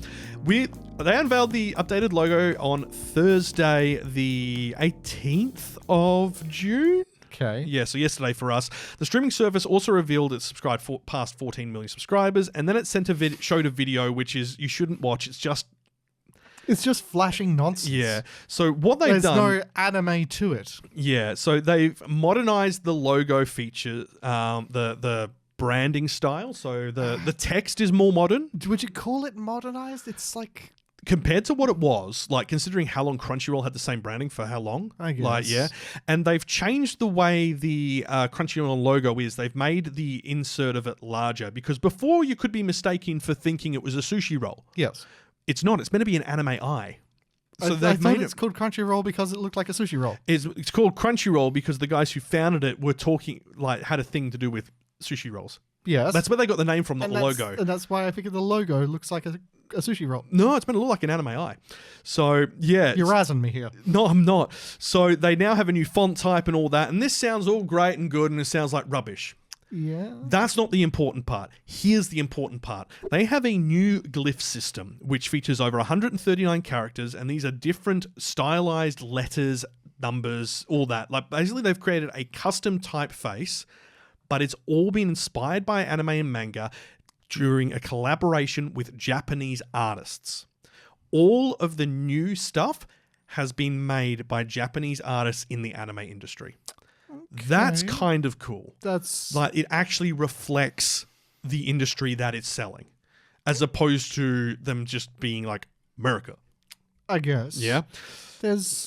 I suppose I can see the charm in that. There is going to be a limited edition streetwear collaboration using the new branding designed by a 2024 CFDA Fashion Fund finalist for the San Diego Comic-Con, using the content these Japanese artists have made. Oh, neat. I don't care. Yeah, I know, right?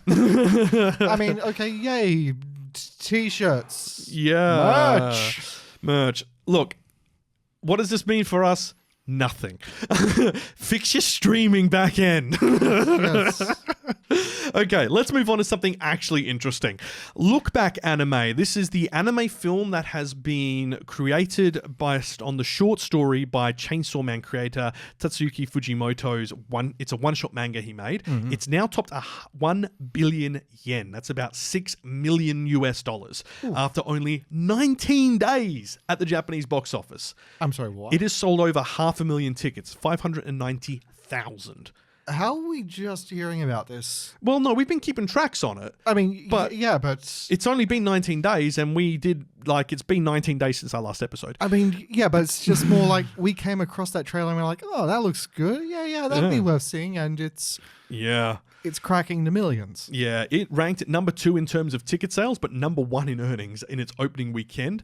And it has just done numbers. It is going international, but we don't know when. So that's just... this is just a kind of a sneaky success. Yeah. What the heck is this? It's been directed by Kiyotaka Oshiyama, who created Flip Flappers. Yeah. So he's directed it, and it was also in charge of the screenplay and character designs. His studio, which is Studio Durian, as in like the Singaporean fruit thing. It smells. They produced the film. I've tried the ice cream. It's the worst thing ever. Now, they've got a local singer performing it. This was a one-shot manga that was only released in 2021. It was on the Shonen Jump Plus platform, so it wasn't even in the paper magazine. Wow. So it's just... It's recent, all things considered. 2.5 million views on its first day when it came out. So they then launched the manga digitally in English, and then it did really well. Then it was published in actual print in 2022. Yeah. I remember there was after the show 19 days ago that we were just looking at something related to that and came upon the trailer almost by accident. Yeah.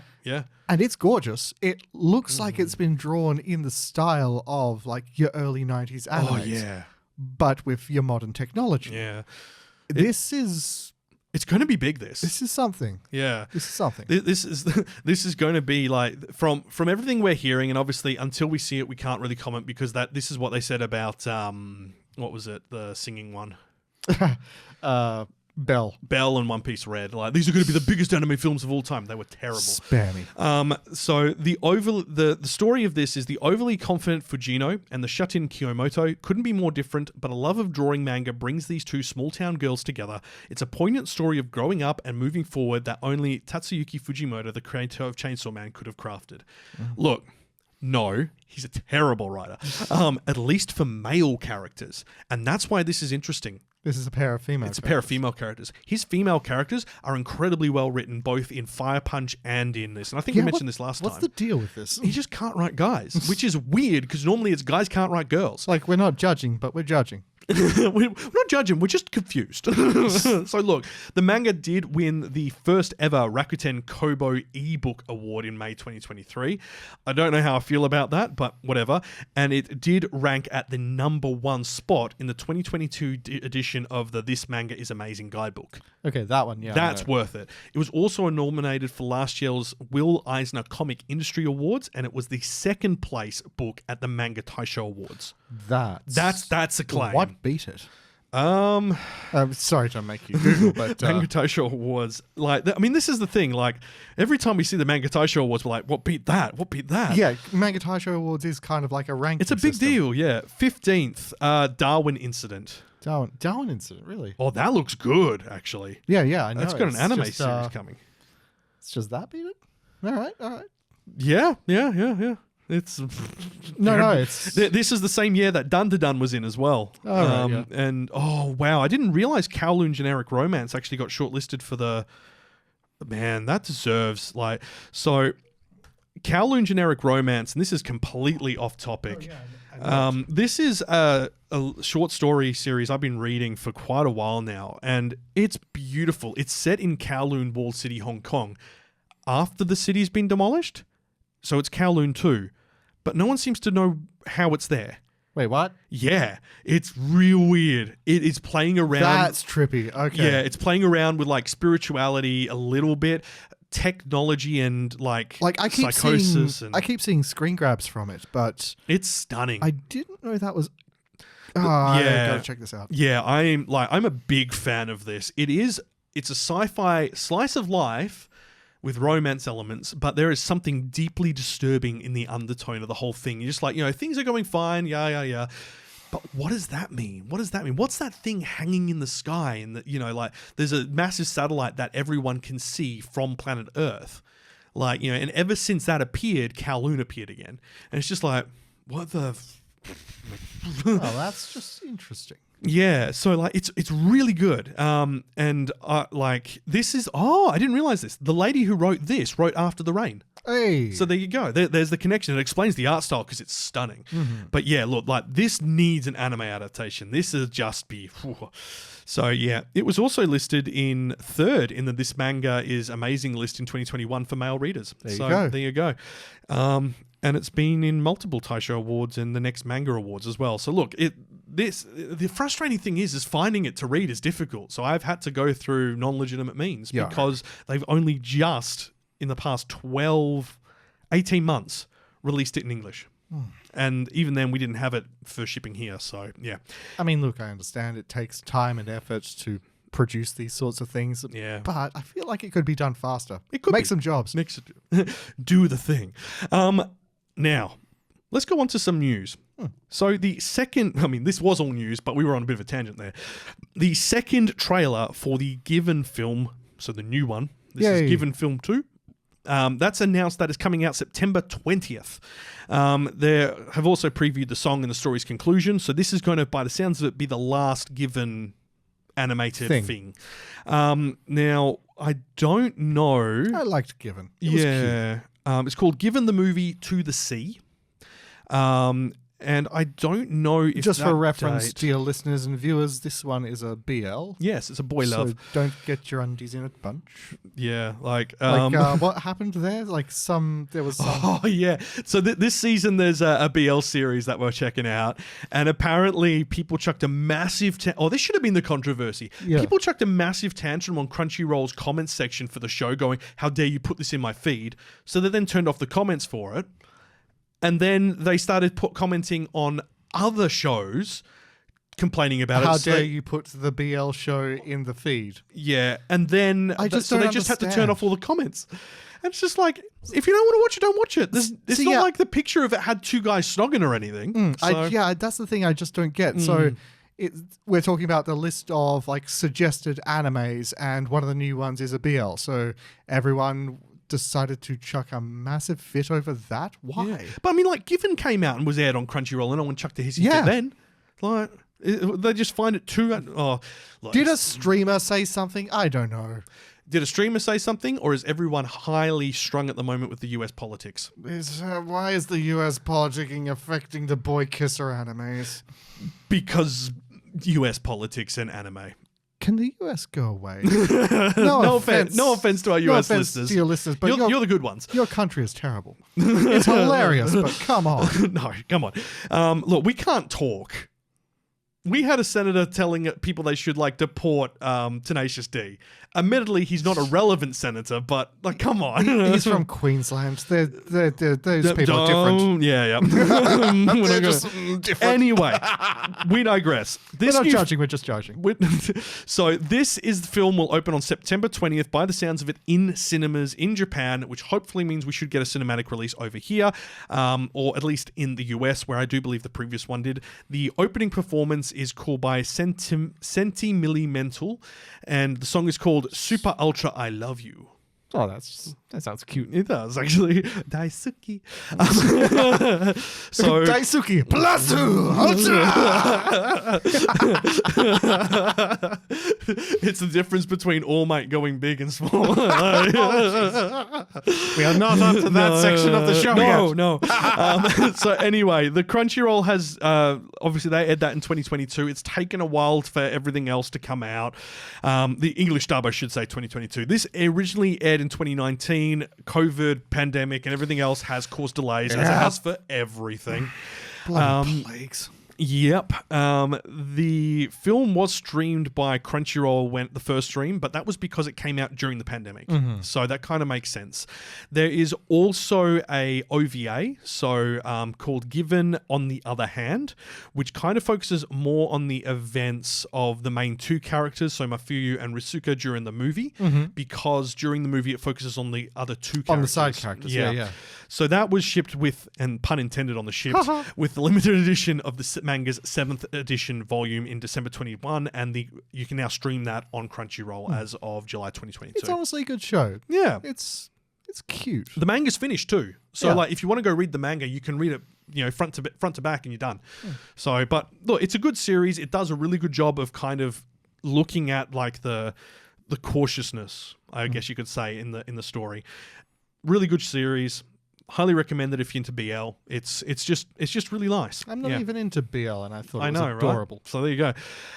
There's apparently going to be a new extra story for the series, also going to be released as a manga on January 30th next year to tie in with the thing. Yeah. Well, to tie in with the film by the sounds of it. Dragon Ball Daima, the new Dragon Ball series, which is going to be set after Dragon Ball Super, is going to premiere in October. This one's dicey considering. Yeah, he passed Toriyama's away. passing. But keep in mind that Toriyama had limited input on Super at the beginning before actually getting involved. So this one's also dicey for another reason, because it kind of looks like it's going full Dragon Ball GT. Yeah. Apparently there's something. This is it's different from a similar plotline in Dragon Ball GT, in which Goku reverts back to a kid after the original series. Although the Daima doesn't mean anything, the kanji could be interpreted as the word evil in English. So Dragon Ball Evil, like the great evil. Well, no, that was also a plot point in Dragon Ball GT with the evil Dragon Balls, which summoned evil dragons. Yeah, look, if they go for the dark Dragon Balls again, then it was look, if it's GT and it's canon and it's good, then okay. Okay. Oh, there is a plot point in that which I actually did enjoy, though. So each one of the evil dragons spawned from the Dark Dragon Balls was to do with one of their bigger wishes made using the Dragon Balls. And so they meet one of the earliest dragons, and it is full of rage because it was the one where the pig wished for Bulma's panties. And it is very bitter about this fact. I'd be bitter too, to be honest. So like, whoops. They've got an interesting team behind it, and it's not bad either, actually.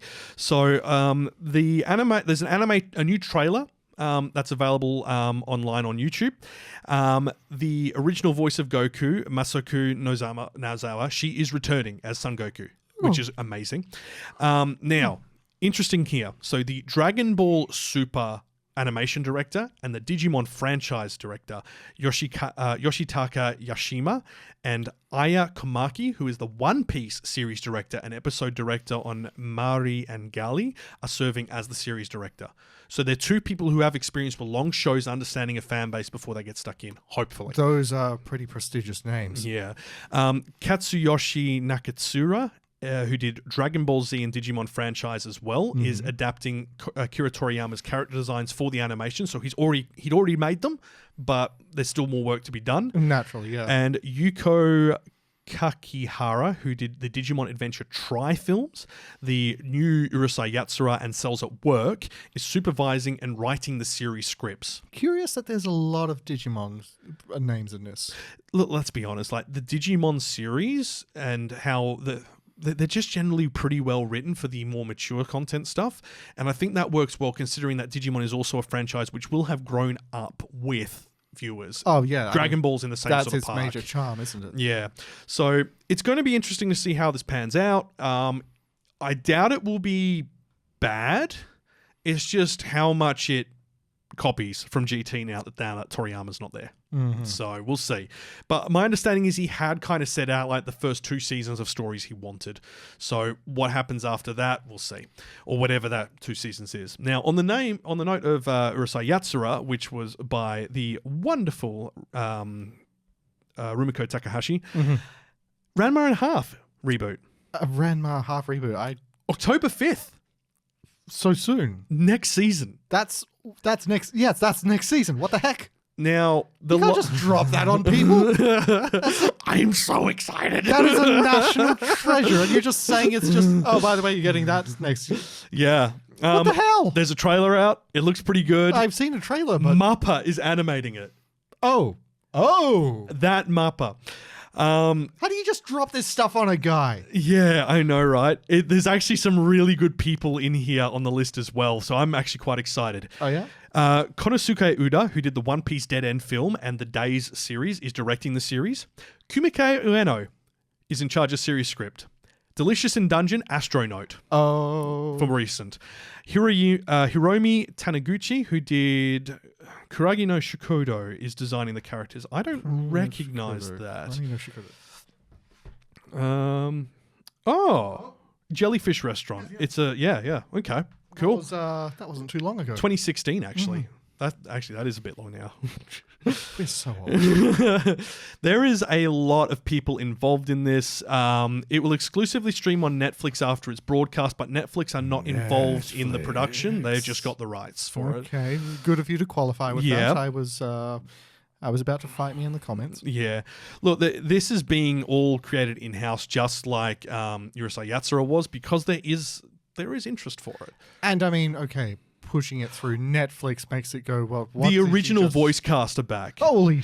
Kappei Yamaguchi, Megumi Hayashibara, and Noriko Hidaki will reprise their roles as Ranma male and female and Akane Tendo respectively. Ranma was the 80s. Yeah. But whether they're still the same voice actors as the original series or all the OVAs that came out over the past 20 years. Probably that. Yeah, so... Let's be frank here. A lot can change. They do have new people coming in to replace some of the other previous voice actors because they passed away or so on. And naturally, when I say this is a national treasure, I mean this is from an ancient sarcophagus. Ranma and a Half is like one of the forerunner animes of the West. I know, right? So one of the forerunner animes that was brought to the West. Well, the original anime series was 1989, and I've mentioned this before. Season 1 got cancelled. Like, it says a lot. So that's why season 1 and 2 are a mess. And then they kind of stuck with that for 3 and 4 and 5 all the way through to 7. The manga, while it kind of does go Monster of the Week every now and then, where it's just competition of the week, there is enough in there to kind of pull it back into a coherent story over a couple of seasons. And I mean, it's charming. It is. It's if they do what they did with Urusei Yatsura and cherry pick the best stories out of it that are important to the plot, this could be amazing. From what I've seen, though, they're doing a lot of shot-for-shot redo. They did for Urusei Yatsura for season 1, first quarter. Which shows, a lot of confidence. Yeah. Well, I mean, they've got the source material to work from, and, Rumiko Takahashi is still around and still advising on TV shows. So, man, she's a machine. I don't think she's put out anything massive in recent years. She's mostly been She hasn't had to. Well, I know, but she's been doing, my understanding is she's done a lot of like one-shots or short run, like 4-chapter stories that are self-contained in their own universe. Which is nice. And I think she's actually got a new one coming out now. Still? Yeah. How old is she? I mean, I know it's impolite to ask a 1957. So our parents' age. Whoa. So 60, 70-ish. 70s, yeah. I can't math right now. It's been a long day. But just, wow. Yeah. What a day for strange revelations. Yeah, the new series is called Mao, M-A-O. As in the sound a cat makes. No, that's Nyang. No, wait, Mao was... Demon Lord. Oh. Because Mao Yu was Demon Hero, wasn't it? I'll have to... it's M-A-O, all in capitals, though, and in English. So, when she was 7, Nanako was the sole survivor of a car wreck when a sinkhole opened up beneath the car she and her parents were traveling at the time. Nanoka remembers being pulled from the vehicle and seeing what looked like a shopping street burning, but there's no mention of fire when she goes back to look up the accident. So when she hears girls in her class discussing ghosts at the location where the accident happens, she returns to the scene for the first time in years and finds herself standing on the street in the earlier 20th century, and she meets a strange young man called Mao who claims that she is an Ayakashi. So time travel, supernatural, classic Rumiko Takahashi. Just minus the time travel. So, yeah, that's been serializing in Shonen Jump Sundays since 2019. There is currently 33 releases so far. I have not been paying attention. Oh, wow. There are 16 graphic novels already. I'm going to have to hunt this down. Crikey. Yeah. Okay. There you go. That makes sense. See, this is the thing with anime. There's just always so much. There's always going something on. new. It's great. I love it. That's the thing. It's something new, but this is from the ancient times. Yeah, this is true. All right. We're kind of dragging this out a bit. Let's wrap up. Last thing, Komi can't communicate. Komi can't communicate. You can't words. communicate. I can't. The manga is entering its final arc beginning on July 24th. About time, don't get me wrong. I love this series, but the last 20, 30 chapters have really kind of just been a little bit... Dragging. What you're going to do now, because you're doing silly things. They literally spent like 8 chapters playing Among Us. 8 chapters. It was funny, but it didn't really add anything. I mean, that's cute, but here's the thing. Yeah. You want a book that actually ends. Yeah. Imagine if you're just reading the same thing forever and ever. It's nice in concept, but you're still trapped in purgatory. The good news is, because the whole plot of this is she wants 100 friends before she graduates school. They are in their final year. She has gotten pretty close. I think she's at 96 or so. She's got 99 friends, but... Never mind. But one of them's a boyfriend. Oh, yeah. Oh, no, so he doesn't count. He doesn't count. Sorry. Can't communicate season 2. The search for one other friend. One more friend. Anyway, that's coming to an end. We don't know how long that final arc's going to be, but I imagine we'd probably be looking early next year for the end, which, kind of makes sense. That's kind of it in the world of anime news. There's plenty to kind of, chinwag about in this day and age, but we'll see how we go. Anyway, let's wrap up. Kawaii-Fi Radio. So that is where we are going to leave things for the episode. Thank you so much for listening. Thank you very much. Or watching, in that case. Next time, Haiku. We have confirmation. We have a guest announcer joining us for it. Tifa might be back and available as well over East, which will be good. Haiku is just fascinating.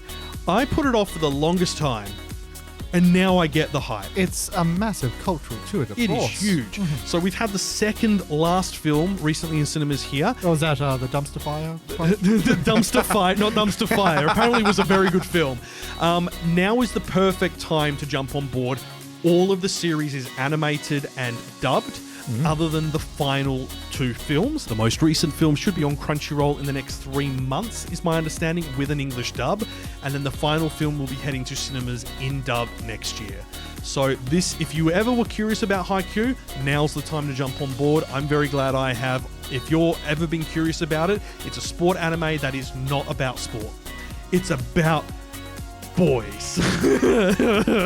No, I'm kidding. Look, it's a sport anime, but it's probably one of the most flawless integration of sport into a story that I've seen. It's about boys. It's about dumpsters. It's about the team. It's not about the sport, which It used to be about the music. What happened to you, man? Used to be cool.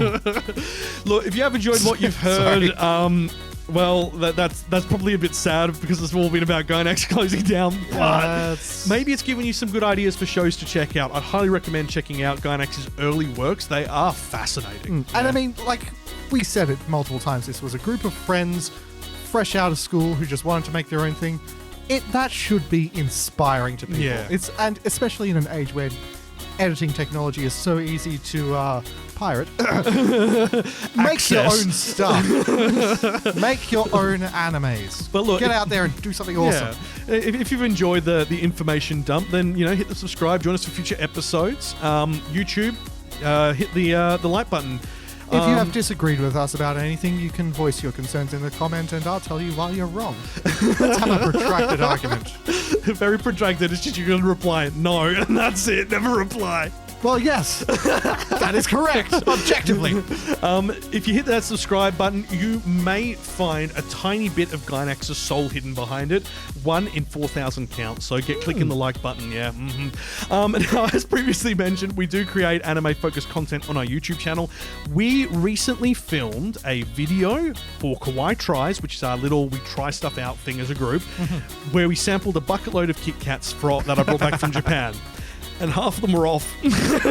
So... I mean, yeah, that was a what? Are you guys okay? No. But we can safely say that even the ones that were off, because Japan has very strict rules on preservatives in food. But apparently you don't. Yes. You fools! Yeah, now that I've said that, I should probably go check my cup noodle that I still got there's a premium curry cup noodle that I've got sitting in the cupboard. I should probably check that's still good and then eat it. Yeah, you bought the ones with extra caffeine, the gamer noodles, didn't you? Yeah, I did. They're still good until 2025. We do need to do a video on that. Press X to doubt. You can. Either way, subscribe over to our YouTube channel, and whenever we get those video works going in, they'll be up. As always, big thank you to our Patreon members. If you'd like to support the channel, get access to extra content such as the pre-show, and in this case, a special bonus episode talking about the 18+ ventures of Gainax. We're going to be talking about naughty things. There's also outtakes, video extras. Follow the links in the description. It starts from $1 a month.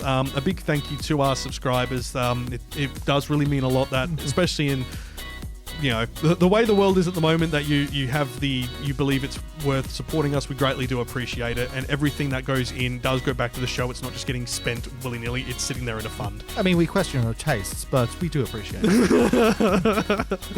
Because we're bad. Oh yeah. I mean, okay.